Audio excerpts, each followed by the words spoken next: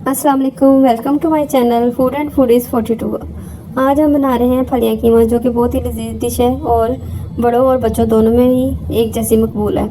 तो चलें रेसिपी को स्टार्ट करते हैं। सबसे पहले चाहिए हमें आधा किलो फलियाँ और आधा किलो ही कीमा और 2 प्याज कटी हुई, 8-10 रुपये लहसुन की।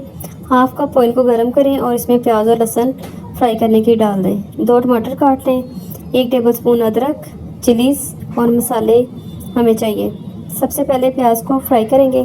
जब ये लाइट ब्राउन होना शुरू हो जाए तो इसमें लहसुन अदरक का पेस्ट डाल के इसको भूनेंगे। जब इसमें से खुशबू आना शुरू हो जाए तो इसमें कीमे को ऐड कर देंगे। कीमे को ऐड करने के बाद इसको जब कीमे का कलर चेंज हो जाए और इसका कीमे का पानी खुश्क होना शुरू हो जाए तो इसमें दालचीनी का एक टुकड़ा ऐड करेंगे और टमाटर को साथ ऐड कर देंगे। टमाटर ऐड करके टमाटर जब अपना पानी छोड़े और थोड़ा कलर चेंज करना शुरू हो जाए तो फिर हम इसमें सारे मसाले डाल देंगे, नमक, मिर्च, हल्दी, गरम और सूखा धनिया।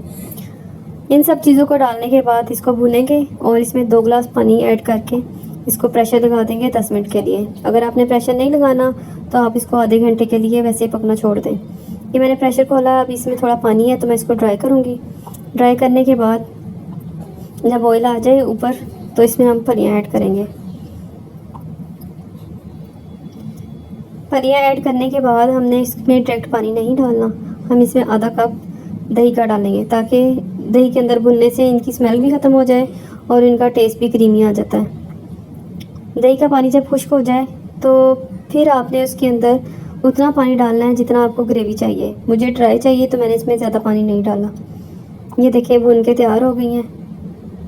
अब इसमें थोड़ा सा पानी डाला है, इसको 2 मिनट के लिए मैंने प्रेशर लगाया है। पानी खुश्क हो गया और ये तैयार है। अगर आपको मेरी रेसिपी पसंद आई है तो मेरे चैनल को सब्सक्राइब करें, लाइक करें और शेयर करें। Thank you watching me. अल्लाह हाफिज़।